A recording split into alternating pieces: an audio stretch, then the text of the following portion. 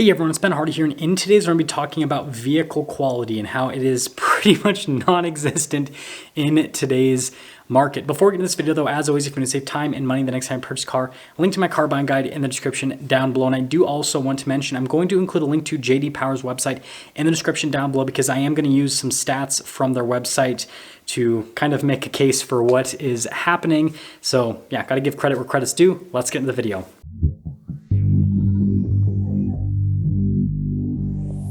So starting with some statistics from our pals over at JD Power, they have seen an 11% increase in issues with vehicles within the first 90 days of ownership compared to what we saw in 2021. And 2021 was already an increase. And so the average brand new car sold in the US is going to have 1.8 problems with it within the first 90 days. So if you go and buy a new car right now, chances are within the first 90 days, you're going to be in the service department because one or two things is broken with your vehicle. And there are some brands that are definitely a lot worse than others. So pretty much every brand under the Stellantis umbrella, Porsche, Infiniti, Jaguar, all of those like high-end luxury brands. Some people might not consider Infiniti as high-end, but a lot of luxury brands are closer to two issues per vehicle within the first 90 days.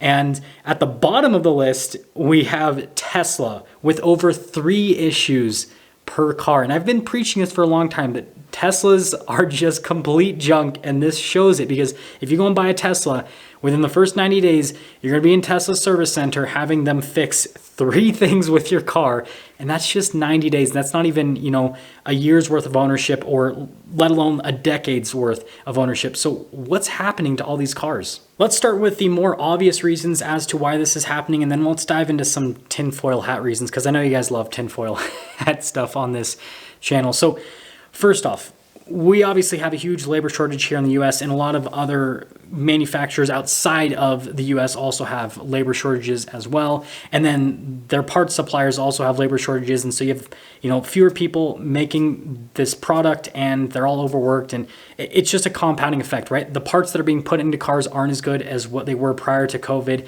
And then, the people that are putting the parts all together, right? They're struggling as well. Like it's just a whole like systematic issue. And so that's part of the problem. The other part of the problem is we have a huge industry shift happening right now where we have a huge push for electrification, hybridization.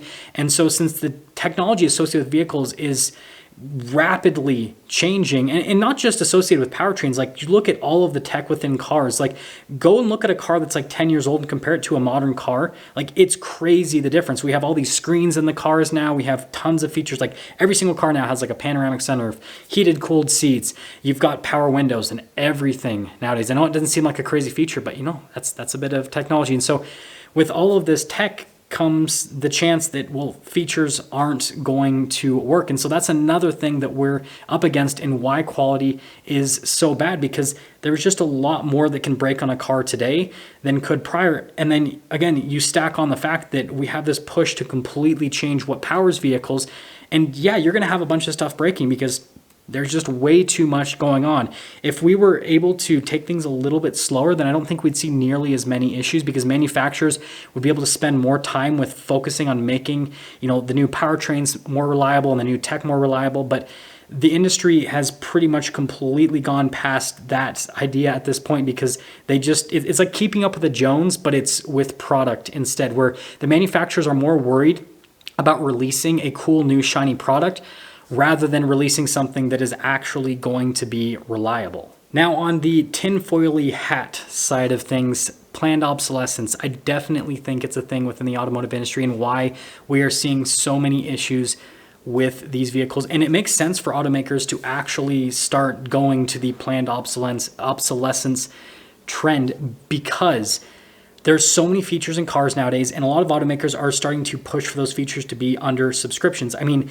look at some of the luxury manufacturers. Like BMW for a while was making people pay a subscription for like heated seats. Mercedes is making people pay a subscription to have their rear steer turn at the most aggressive angle with their new EQS SUV.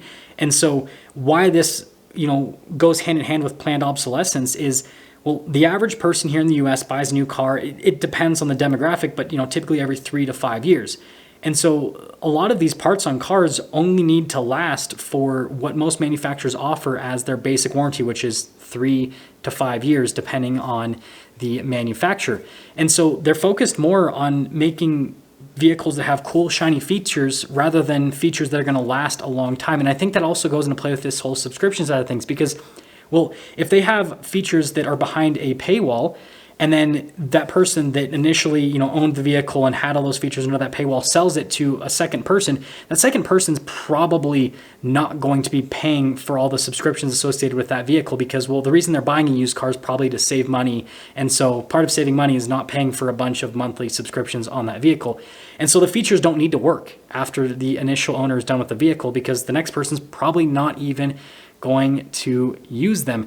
And so, yeah, again, more on the tinfoil hat side of things, but I definitely am starting to buy more into that planned obsolescence as I see more automakers push for subscription-based services and they load up these vehicles with crazy advanced features that, I mean, just think about it, like all the big screens and all of the technology going into cars, like it can't last forever. Like that stuff, with all the stuff that it can do, it doesn't make sense as to why it would even remotely be reliable, no matter how well engineered it is. So with all this information, what can you do as a buyer? And I think the best thing is to just properly set your expectations.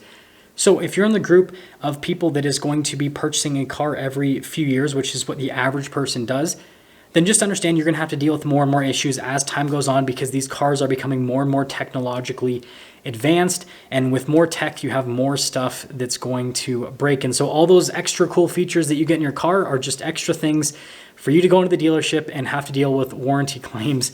And so maybe consider buying like a 1999 Toyota Camry to sit on the side while your new whatever is sitting in the service department getting its sunroof fixed or its infotainment screen fixed or its engine computers fixed, whatever it may be. Just understand you're probably going to spend a little bit more time within the service department if you're going to purchase pretty much any new car.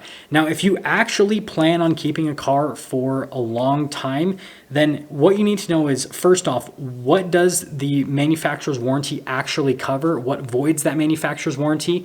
And this is really important because even though every manufacturer has a bumper-to-bumper warranty and a powertrain warranty, they all cover different things and they have different things that void them. I mean, there was the case a few months ago where Toyota voided a GR86 owner's warranty because they were drifting the car and something broke on the car, which is ridiculous because that's kind of what that car is meant to do. But that's besides the fact. The point that I'm trying to make is understand what the warranty actually covers so then you know what you're going to be dealing with while you still have that warranty, and really research into that car in terms of the long-term reliability, because even cars that seem simplistic on the surface rather are not nearly as simplistic as what they used to be in the past. I mean, just look at like basic inexpensive commuter cars, right, that don't have any sort of luxury features. They still will typically have power windows, right? That's something that can break. Tons of computers controlling the powertrain. You'll have a big like in everything, you have a big infotainment system. You've got a backup camera. Like there's just so much technology, even in basic cars nowadays, that there's a lot of stuff that can break. And so you need to know how often is this stuff going to break? How much is it going to cost when it does break? So then you can, again, set your expectations properly so that you know what you're getting yourself into, instead of going and spending $20,000 over sticker for a Toyota 4Runner to find out that the modern 4Runners are not nearly as reliable as the older 4Runners.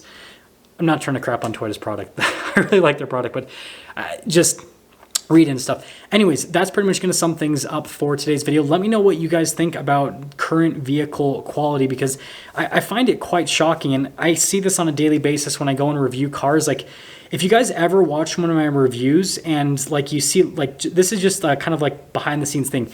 If you see a really quick cut and I didn't go over a feature that was like very obvious on the car, that means that feature wasn't working on that car. So like, I'll just give an example. Like, let's say that I'm going over the infotainment system and I don't show the backup camera for some reason. That means that the backup camera on that car was not working at the time of me filming that video. Just a pro tip there. And so as you guys are watching the reviews on my main channel, you're probably going to be looking for these now and realizing how many features on brand new cars don't work as those cars are sitting on showroom floors waiting for people to purchase them. It's insane. And then I guess the other stuff I've seen a lot is like panel gaps, really bad paint jobs. Like, it just, things that you wouldn't think we would be dealing with anymore, we're still dealing with. I'll see you.